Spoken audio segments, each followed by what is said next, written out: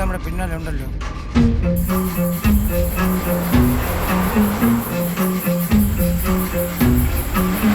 ശരിയാണല്ലോ. അതിനിപ്പോ എന്താ? അതെ, അതിനിപ്പോ എന്താ? അവർക്ക് പോയിക്കോട്ടെ.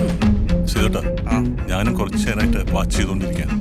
ഈ അന്യ സംസ്ഥാനങ്ങളിൽ നിന്ന് വണ്ടികൾ വരുമ്പോൾ എന്തെങ്കിലും കാരണങ്ങൾ പറഞ്ഞ് ചിലർ വണ്ടിയിൽ കയറി പോകും. എന്നിട്ട് നമ്മളെ വഴി തെറ്റിച്ച് അവരുടെ സങ്കേതങ്ങളിൽ എത്തിക്കും. എന്നിട്ട് നമ്മളിലുള്ളതെല്ലാം അടിച്ചു വരും. അതിന് എന്റെ കാശൊന്നും ഇല്ലല്ലോ, ഉള്ളത് ഡീസൽ അടിക്കാൻ തന്നില്ലേ? പൈസ അല്ലേ ഇല്ലാത്തുള്ളൂ. അതെ. കിഡ്നി ഉണ്ടോ ഇയാൾക്ക്? ലിവർ ഇല്ലേ? ഉണ്ട്. എല്ലാം കഴിഞ്ഞ് വീട്ടുകാരറിഞ്ഞ് അവരിവിടെ എത്തുമ്പോഴേക്കും പോസ്റ്റ്മോർട്ടം കഴിഞ്ഞ് റിപ്പോർട്ട് എഴുതി വയ്ക്കും. ഒരു ആക്സിഡന്റ്, അതിൽ തീർക്കെല്ലാം.